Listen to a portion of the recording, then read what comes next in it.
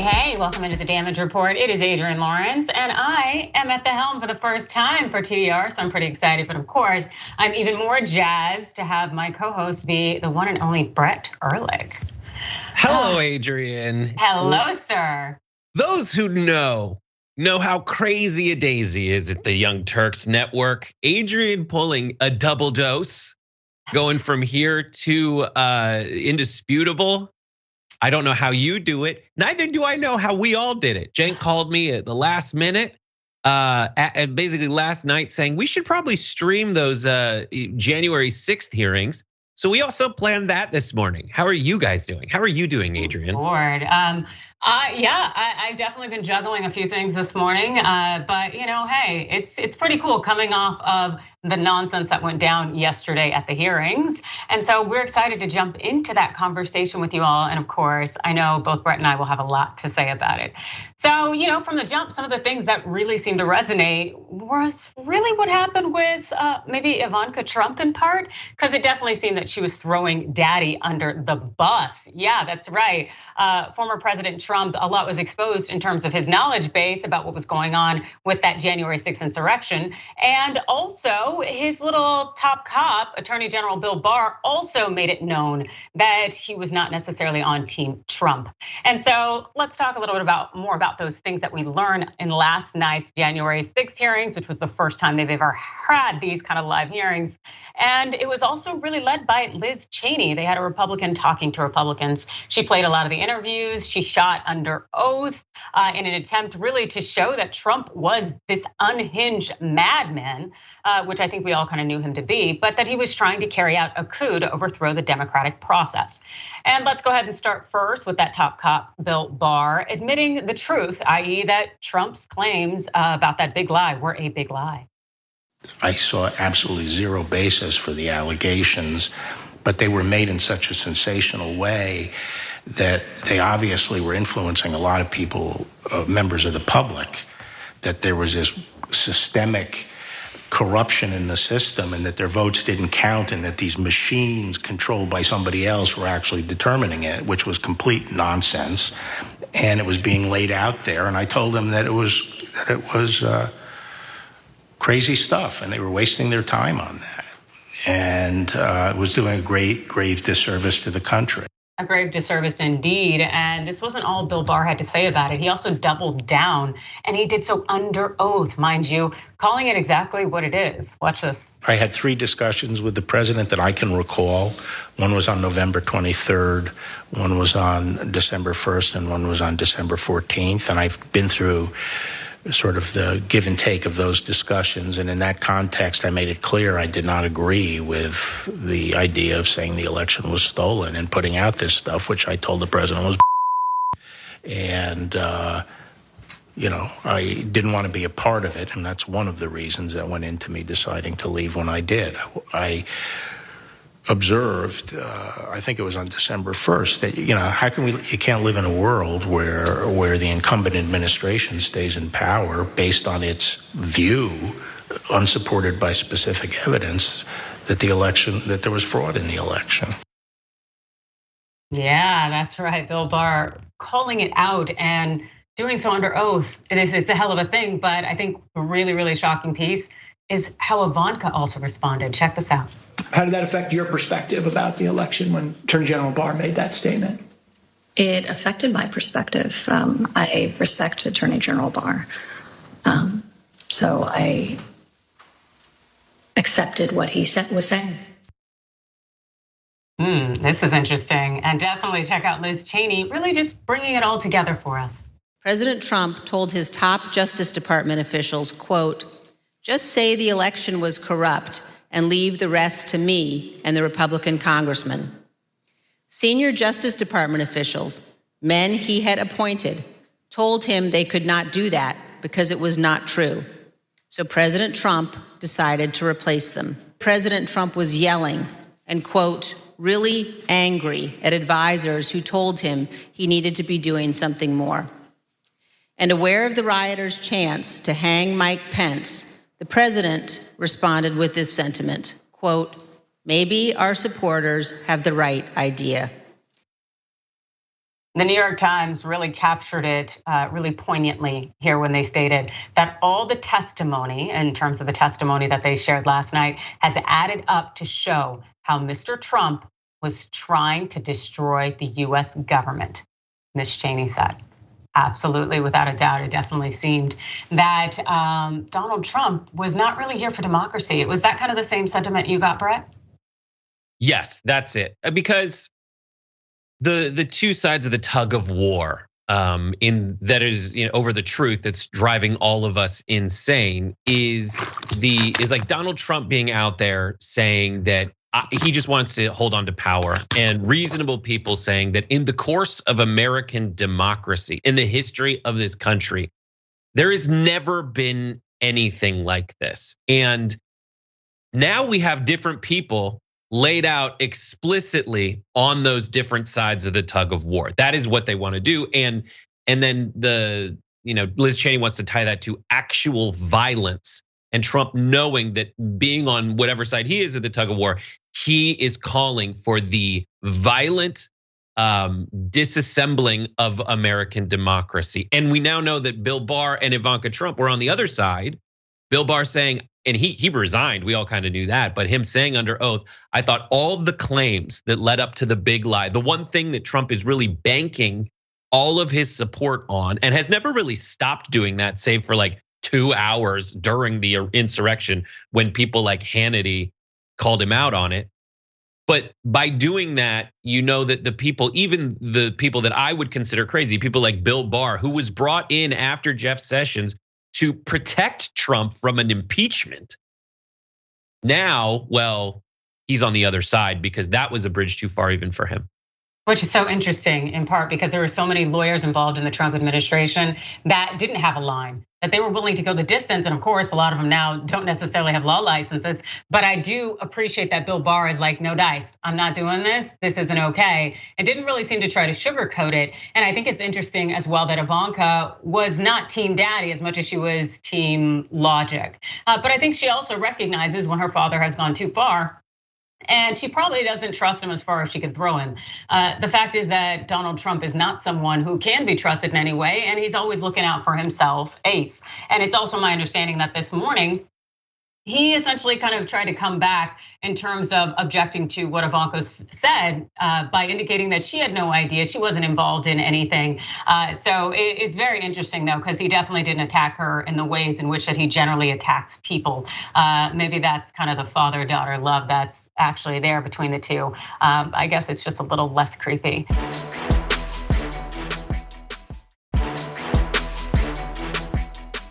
But also something that's interesting as it concerns Donald Trump is the fact that we found out last night he definitely was not working alone. He had a number of co-conspirators, but they were operating out of legislature. Indeed, last night we found out that there were a number of members of Congress during the melee that were seeking pardons. The things that you don't seek unless you've done something wrong.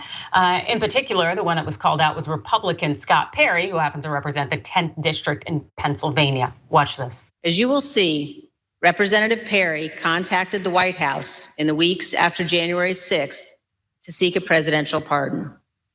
Multiple other Republican congressmen also sought presidential pardons for their roles in attempting to overturn the 2020 election.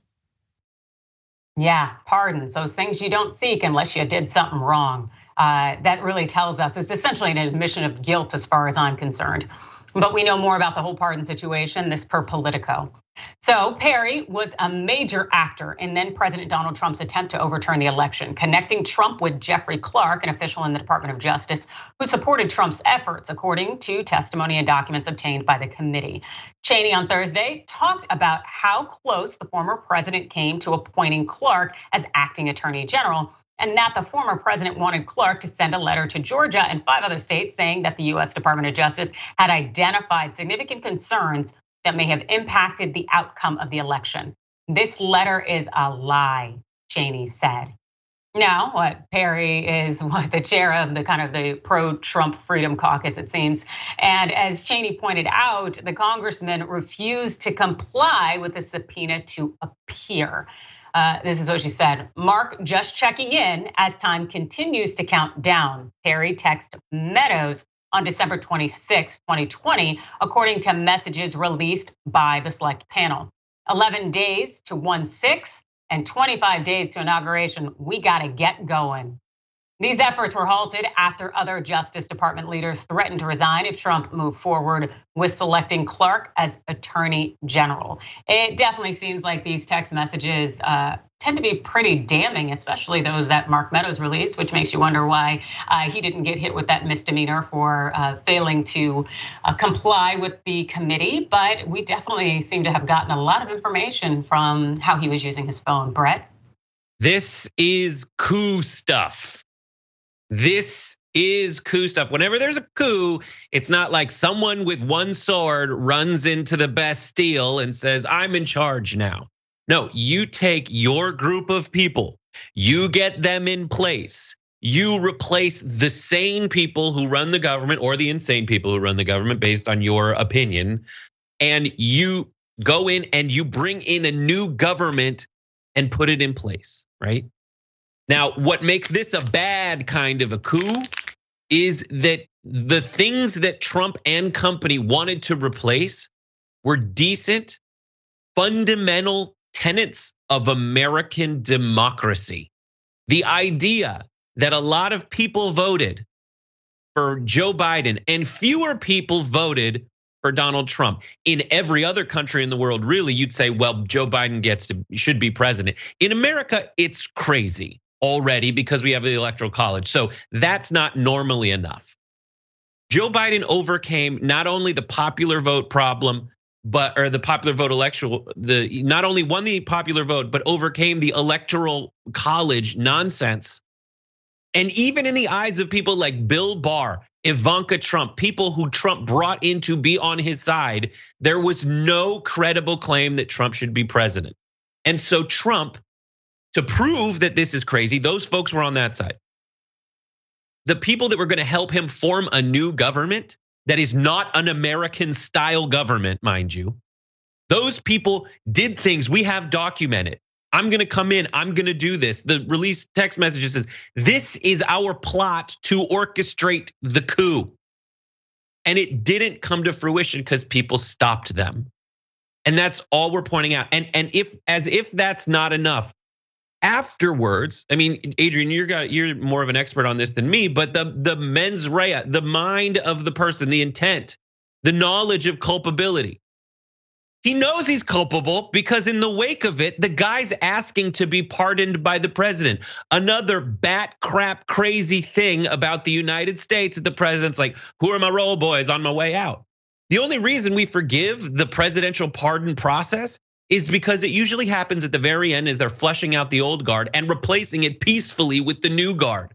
Something that, as we have quite well documented, everyone in Trump's orbit sought to stop through a coup, both administrative, through what we just discussed, and violent through the people that we all know that, and there's not much coverage of that on this show here today, but because we all know it, who watch this show, there were violent people that they released new footage of saying we are going in there and this is our streets, and they broke windows and they went in to kill Mike Pence and to hang Nancy Pelosi.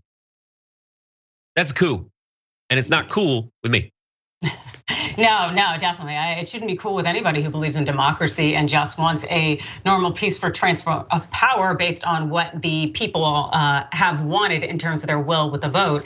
And it is interesting to the extent that we look at this whole conspiracy element, at least for me in the legal realm, because generally when you start to conspire to commit a crime, to be able to break away and not be responsible for the crimes that are committed in the aftermath, that requires a good, I'm not doing this, pushing away, making it so abundantly clear. But it seems that a number of people and participants have continued to be a part of Trump's nonsense, even in the aftermath. And I think they should be held accountable for every crime and every offense against our country that has been committed since day one when they started planning this coup. So it's probably from, election day onward, if not even before. And the things we continue to learn, the information that's coming out, it is scary.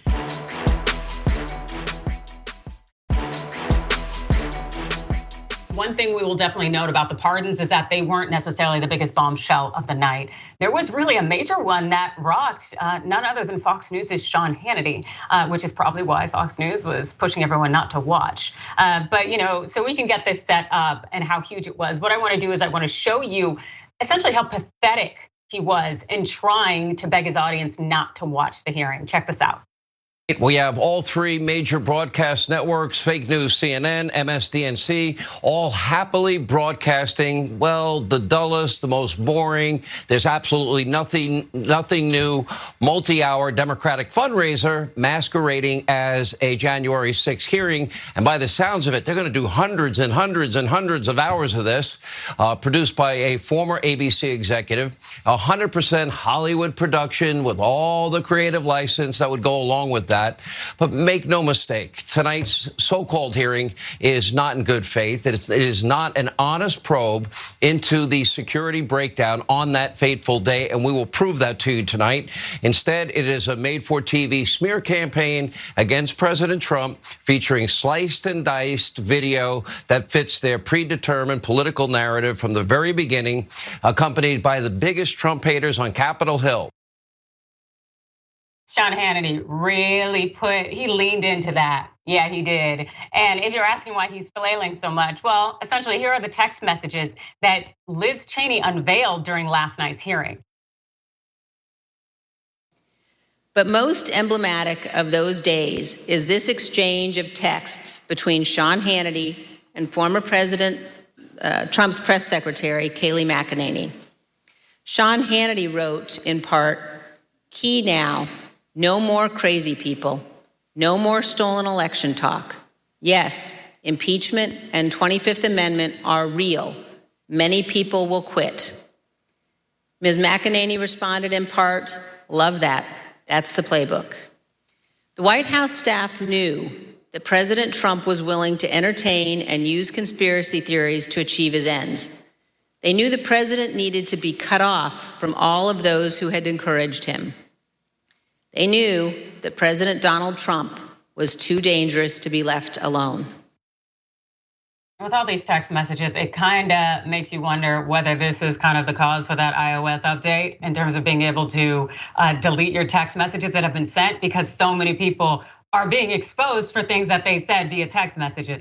Anyway, we definitely know that what Liz Cheney had shared in terms of the text messages from Hannity were a huge shift from what he's trying to do, especially from November 29th, when he texts Trump's chief of staff, Mark Meadows, to essentially believe the big lie that the election was stolen. He had texted this: "I've had my team digging into the numbers. There is no way Biden got these numbers, just mathematically impossible." That's what Hannity sent Meadows. Clearly, Hannity has been all up in this coup insurrectionist nonsense. And that's why he was trying to get people not to watch it. And the thing is, he needs to be held accountable without a doubt. Why he is still on air is beyond me, but it is very much a Fox News thing. And I kind of expect it from them.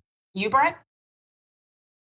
I mean, it was so funny watching two different things last night. On the left, basically, we can talk about this later in the Fox News response, but Hannity was doing that at the exact same time that Cheney was reading his dirty laundry. That happened basically at the exact same time, like 2 minutes apart. He knows, at the beginning, maybe he thought it was mathematically impossible for Donald Trump to be the loser in this situation. Maybe he thought that. What in my contention would be that Sean Hannity just didn't know. He was so out of touch, he didn't know how much people hated Donald Trump. Fine. But even someone like that, someone who earnestly, it seems, in November said Trump didn't lose, has listened to, we would say, common sense, but also to literally everybody, many of them Republican, who have every incentive to permit Donald Trump to get away with a lot of stuff, looked at the numbers and say, that's a train I can't get on. And one of them was Sean Hannity, saying both from a practical perspective and a truth perspective. People who look at Sean Hannity will say, well, maybe he was just factoring in some kind of calculus of how public opinion would perceive this and how the Democrats would go. But that's only because they have shown that they deny everything else. And there's some things that they can't deny. And he was being outed on national television to millions and millions of people for being someone who said they can get rid of him over this. He was right. They tried. But the truth is, I've said this very crassly since the very moment that Donald Trump was elected president in 2016. I'll say the less crass one and say he's a fart smell, right? You walk in at the beginning, you're like, oh God, that stinks. But after a while, you just go nose blind to it until something even stinkier happens. It takes something even stinkier for you to notice it. And the grand thing you need to take away from this is that at some point we need to hold him accountable in a way that doesn't allow him to try an even stinkier fart in the future. And while I'm saying it glibly that it's a fart, what it really is eliminating democracy in America. And no matter how much Sean Hannity tries to downplay it, it is that severe a thing. The thing about Sean Hannity that really makes me question a lot is the man is like banking maybe I think 40 mil a year, 45 million a year. Couldn't you have just sat there and earned your money as opposed to jumping in this nonsense? Be like Tucker Carlson. Sit and throw your propaganda nonsense and take your paycheck and move on. But no, Hannity had to get himself roped into this. And I hope he gets a pair of handcuffs to go with his foolishness because it's what he deserves. Oh, they love it. They love every second of it. That's the difference between Hannity and Carlson. Like Carlson was born into royalty. Like his dad ran the public broadcasting service and was an ambassador to the Seychelles. Like he was fine from the get-go. But it was, not to mention the Swanson broth family he ended up growing up. But Hannity's just kind of like, I'm now best buds with the president, as opposed to being the guy whose job was just to beat up like a physical, God rest his soul, but a physical straw man. The scarecrow from Wizard of Oz, Alan Combs. But the one thing I do want to point out before we move on is this. In that statement, Hannity says that we're talking about Hollywood produced, a big ABC producer produced this thing. Donald Trump is a product of Hollywood. Because you ask anybody about his business acumen, they'll tell you it's nonsense. All of Trump's administration was Hollywood from top to bottom. And it was all big glitz and glam and nonsense. And the fact that they asked the producer to produce a television event is something that Sean Hannity's gonna pretend is something you should clutch your pearls off over and ignore. No way, no one's buying that. No, and also too, I would not want the government to have done a production. Like, get out of here. That thing would have been on some old school 1996 Excel spreadsheets thrown up on a screen, probably a projector too. Anyway, we will definitely get back to you with more because this wasn't the end of it in terms of the nonsense, particularly that came out of Fox News. And we will bring that to you after this break.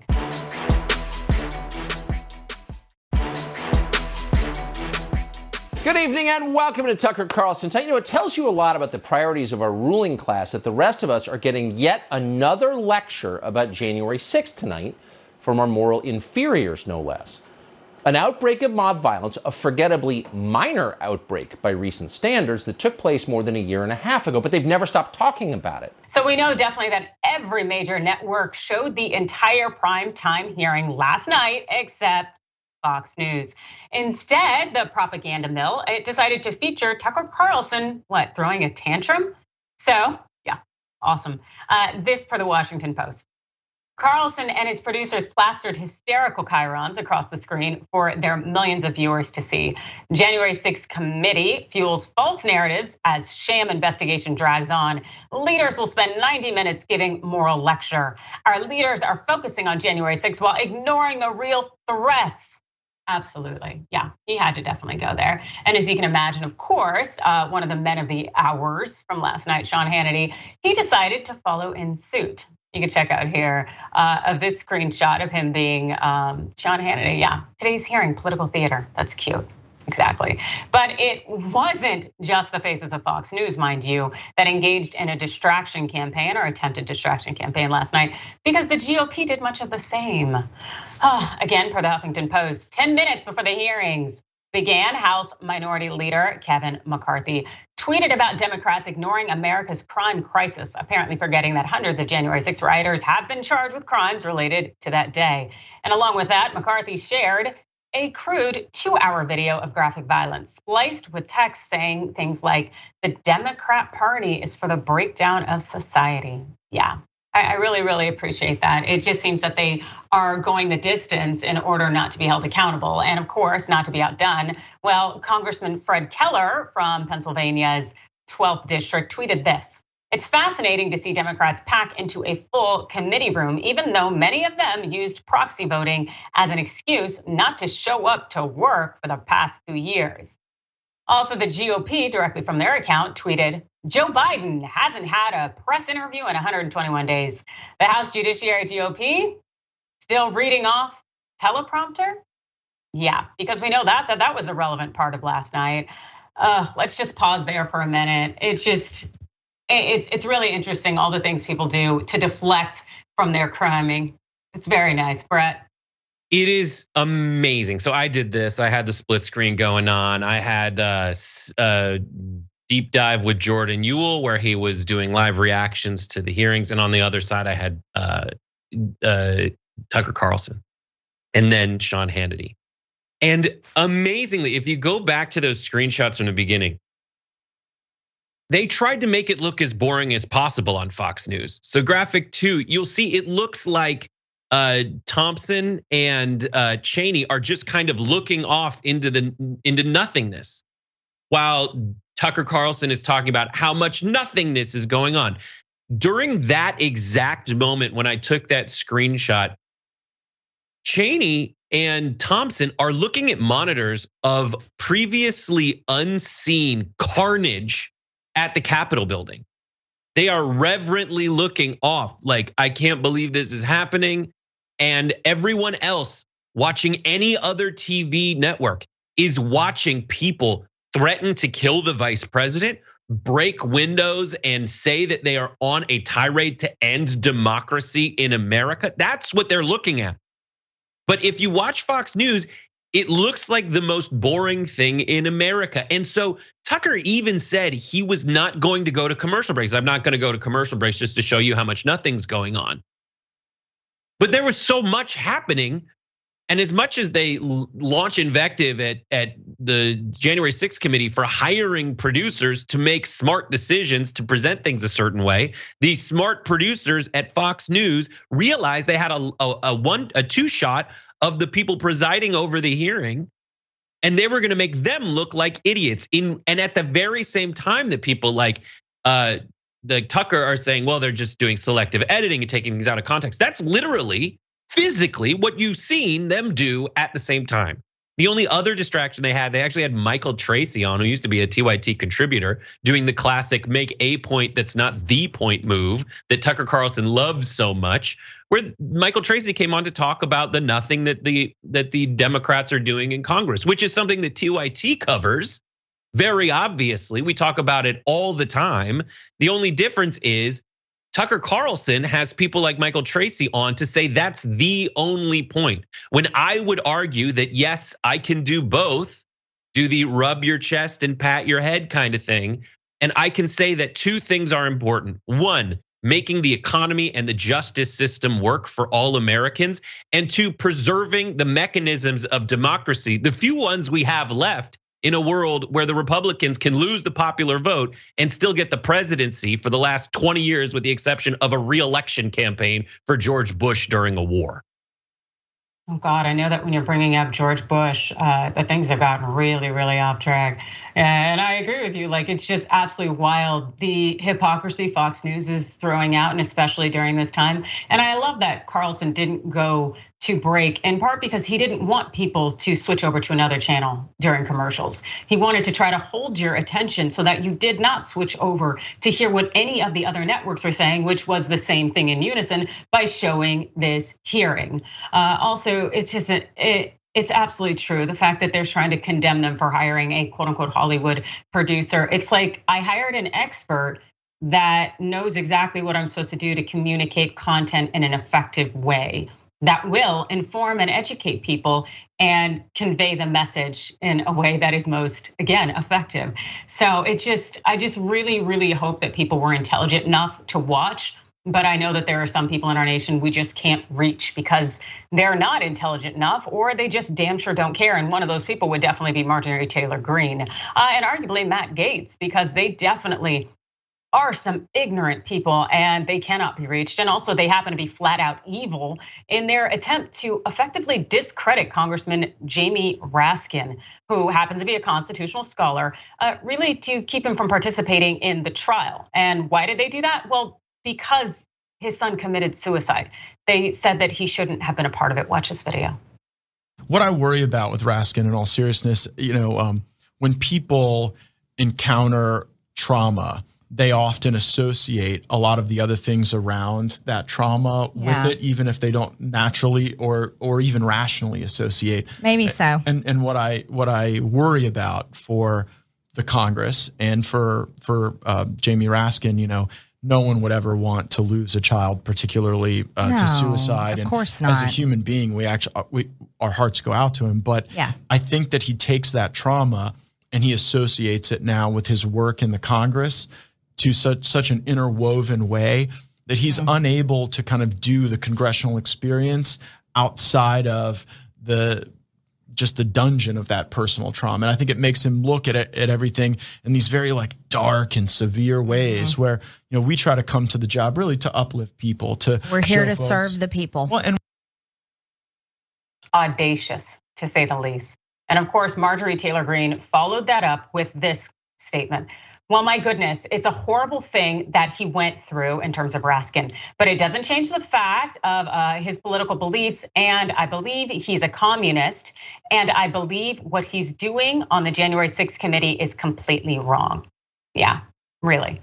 Thankfully that there are people out there with some honor, humanity, dignity, all of these things who decided to go ahead and stand up for Raskin, and that's AOC. She responded with this tweet. Representative Raskin is a greater statesman, congressman, human being than most of us. History will remember him. Tommy was a remarkable person and testament of his parents' love. Gaetz is a bad haircut in a cheap suit, a feat of mediocrity given that he's here on Papa's money. Bye. Absolutely, absolutely accurate and on point. The fact is that Gaetz has probably caused people more trauma than he has ever uplifted them. Yet for some reason, he still thinks he can run his mouth. And of course, Marjorie Taylor Greene continued to run her mouth in making another attempt at distraction. And as Brett had noted, it stunk, literally. And why their due process rights are being so flagrantly and horrifically violated, flagrantly. Now it's her talking about individuals who have been arrested for their insurrectioning behavior. Yeah, exactly. Once again, trying to distract. And of course, Arizona's congressman from Arizona, Andy Biggs, of course, he had to showcase his nonsense. Check this out. They don't want you talking about, hey, the size of that pack of tortillas that I just bought last week before it came out. They used to look like the regular corn tortillas. Now they look like mini tortillas. Same price, the same packaging. They don't want you talking about that. They don't want you talking about, hey kids, we're not gonna be able to go on vacation this year. They don't want you talking about any of that because that's what Americans are talking about. These people really went the distance in order to hopefully distract people from actually watching the hearing and the results. And it really speaks to their culpability, but also to go to the extent of bringing in the suicide of someone's son. It's loathsome beyond belief, Brett. Okay, there's a lot to unpack of what we watched. Let's start with the last thing first.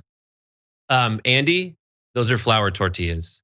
You white, those are flour tortillas. The corn ones are the little ones. They sell little flour ones for white people like you and white people like me who love the flour tortillas. But to represent Arizona, he's trying to say, I know that we have tortillas because it's a word next to Mexico. Brett, you're an idiot. Brett, you do need to give him some credit because he didn't say tortilla. Yeah. Just give him that, okay? Come on. Big man, small. Okay, so okay. Continue. And now to go back to Marjorie Taylor Greene and Matt Gaetz. Seriously, these people. And they're stupid faces because I can't like look at what they just did. Jamie Raskin is a good progressive individual. He seems to very frequently be on the right side. And his son died. His son died, and he went through that. And anyone who's been through a very traumatic experience knows that in the wake of something like that, one of two things happens. One, you fall apart. Two, you compartmentalize it. And it drives you to go do better work. I can speak from firsthand experience. I never did better in school than when my dad was dying. Like I know that's the truth. That's how it works. And for these snake oil salesmen who went to the graduate school of Jim and Tammy Faye Baker televangelism to sit there with their crocodile tears and pretend that they're concerned for Jamie Raskin after he buried his own son is despicable and it's evil. And to invoke any bit of religious reverence for the hereafter means that they are truly evil people who deserve to roast in the bowels of hell forever. And worse, they're using it in their Make America Great Again sermon to tell you that they believe in anything American at all, when really they believe in naught but fascism and the undermining of American democracy and everything they say that anybody would say makes America great. That's all I have to say about that. Well, you made some very eloquent points, and I definitely agree with you in terms of it being entirely despicable. And unfortunately, this is who these people are, which is why they should not be in any positions of power. But until the American people get that and take the action necessary, we are going to continue to suffer. But you will not continue to suffer in any form or fashion, just in case you have to take a bathroom break, because we are going to go on break now, and we will see you back in a few minutes.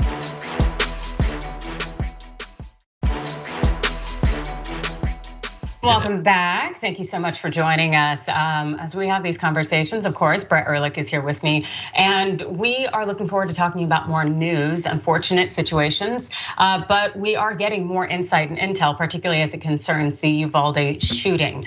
And as we learn more, honestly, the more disgusted we are. We recently learned that heavily armed officers that they delayed, of course, in terms of confronting that gunman in Uvalde, Texas, that they delayed some, 77 minutes, more than an hour. But we now knowing that the supervisors at the scene had been told that some of the children that were still trapped in there needed medical treatment.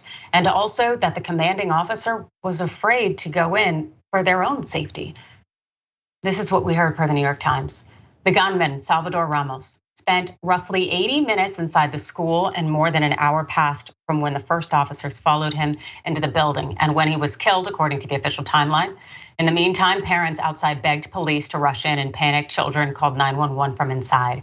People are going to ask why we're taking so long. A man who investigators believe to be Chief Arendado could be heard saying, according to the transcript of officers' body camera footage. Now, investigators have been working to determine whether any of those who died could have been saved if they had received medical attention sooner, according to an official with knowledge of the effort. But there is no question that some of the victims were still alive and in desperate need of medical attention. One teacher died in an ambulance. 3 children died at nearby hospitals. Xavier Lopez, the 10 years old, who was one of the children who died after being rushed to a hospital, his family said that he had been shot in the back and lost a lot of blood as he awaited medical attention. He could have been saved, his grandfather Leonard Sandoval said. The police did not go in for more than an hour. He bled out. That's right, they did not go in, and we knew that it was about 77 minutes, but getting confirmation now that a number of them could have been saved, that those children and adults as well were there bleeding out, and also thinking of the complications that they are going to have from those who did survive because of that delay, because they were not getting sufficient medical treatment. And knowing as well that Pete Arredondo, he was the chief there for the school district's police department, that he had this information, that he did know it, and he still made the call not to go in. It just, again, speaks volumes in terms of their failures to act. Brett. I mean, I'm glad that they're still shining light on this and holding people accountable. There are a lot of distractionary tactics that are going on, and I always think we can do a lot of things, and I don't think and so I think our capabilities are, greater than whatever's trying to pull our attention somewhere else. And so to stay on these folks, to have audio of the guy knowing that he messed up is one thing, but I still think you need to hold folks accountable for not going in there. And you need to hold folks accountable for the police who went in to save their own kids, but not the other people's kids. This thing is a tragedy across the board. It's made more of it. It's confirmed more as a tragedy the more time passes without anyone really doing anything. It's sad that we need Matthew McConaughey to be the voice of reason right now. And it's even sadder that people on the right aren't listening to it. Yeah. The same people on the right are like, there's this thing on Snapchat I see Ben Shapiro on his show saying they're bringing in why are they bringing in celebrities to talk guns? And to the White House is bringing in a celebrity when like there's photos of Kanye West at the White House with Donald Trump. There's photos of freaking Ted Nugent and Kid Rock coming in to talk politics.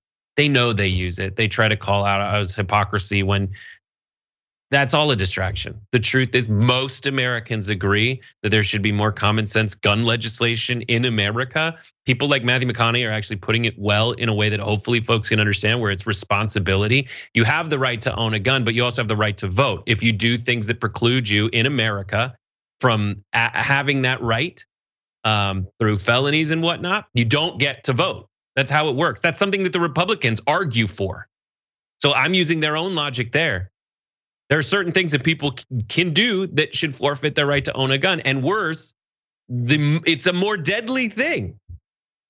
It's a more deadly thing. And if we can mitigate the First Amendment rights, which they do all the time, and the Fourth Amendment rights, which the Supreme Court just did, they got rid of the checks against unreasonable search and seizure. We can do the same with the Second Amendment rights, especially when they're talking about how we need to protect ourselves against crazy people in charge of the government, and they're the crazy people trying to get in charge of the government. Indeed they are, and it's very enlightening how people want to continue to move in goalposts when we talk about gun regulations and having things in place so that we can hopefully so we can prevent some of these tragedies. And I know I jumped the gun when we first started the segment because we did have some audio, some footage there. Can we still play that? Let's do it. Shots. At 11:58 a.m., children from other classrooms seen evacuating the school. At 12:03 p.m., a child from room 112 calling 911, telling dispatch where she was. By this point, 19 officers were inside the building, but no one went in. At 12:10, 12:13 and 12:16, more 911 calls. Is there anybody inside of the building? Tom is advising he is in the room full of victims at this moment. Parents outside begging for police to save the children. You know that they're kids, right? They're little kids. They don't know how to defend themselves. The thing is that this isn't really anything new necessarily in terms of the police failing to take action. We also know that this happened in the Parkland, Florida shooting. And what's really also extremely upsetting and disheartening when it comes to Uvalde is that on Thursday that the superintendent of that school district there said that the district is planning to hire more police officers this fall. So they are taking even further action to add police officers, even though the officers that they had didn't do their job. And we know that 40% of the municipal budget for Uvalde, Texas is already being spent on police officers. So they're just going to hire more as though this is going to fix the issue.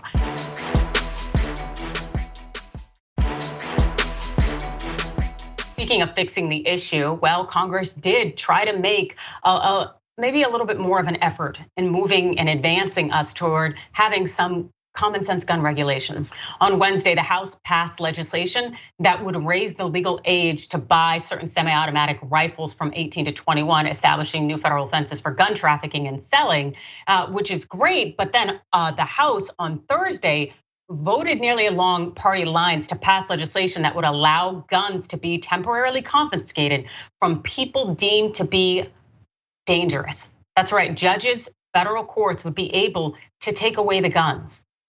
This, per CNN, the legislation would authorize and establish guidance for federal courts to issue extreme risk protection orders. It would allow family members to request a federal court order that would remove access to firearms for someone who is deemed a danger to themselves or others by the court.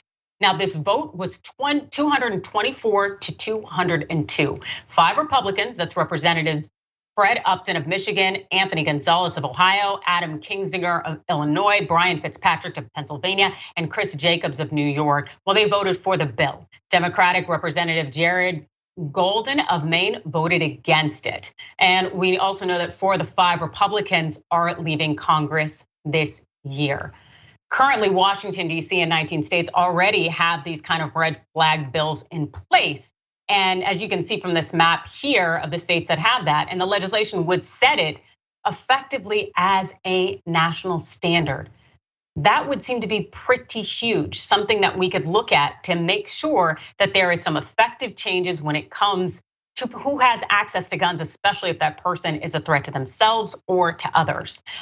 We also know per the New York Times that in about 56% of mass shootings between 2009 and 2020, that the attackers showed warning signs before the shooting. And that's according to a report by Everytown. And also per the screenshot, we saw that there's a 14% reduction in firearm suicide rates with red flag laws in Connecticut and 7.5% in Indiana. It really does seem like these are effective changes that can be made. As far as it getting passed and signed into law, I really don't know. But what I do know in terms of the New York Times is that House GOP leaders, they urged their rank and file on Thursday to oppose the bill.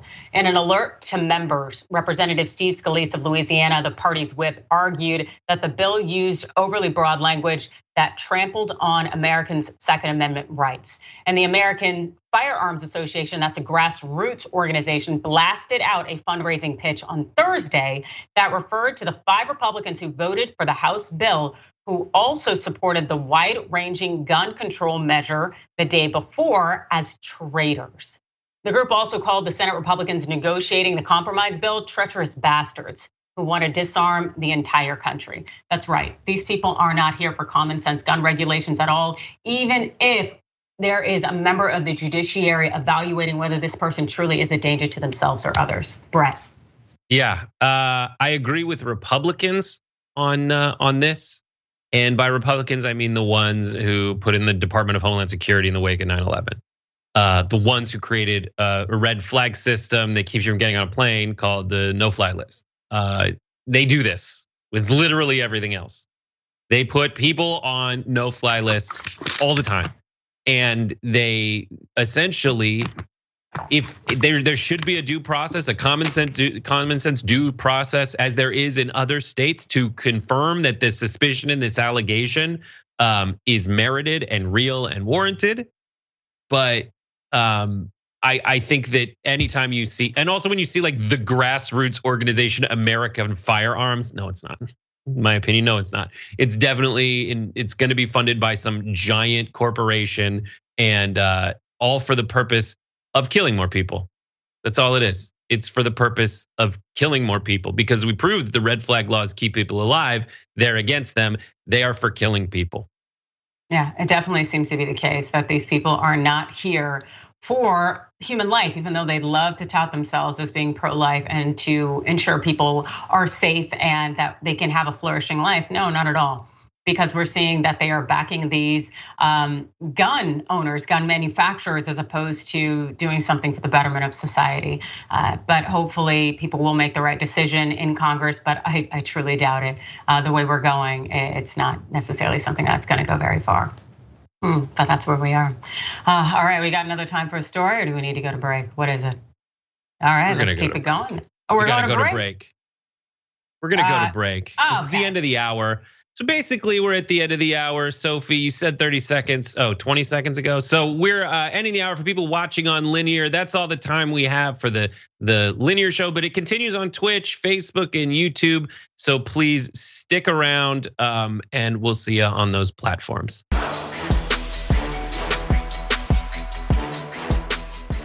Thanks for listening to the full episode of The Damage Report. Support our work, listen ad-free, access members-only bonus content, and more by subscribing to Apple Podcasts at apple.co/TYT. I'm your host, John Adarola. I'll see you soon.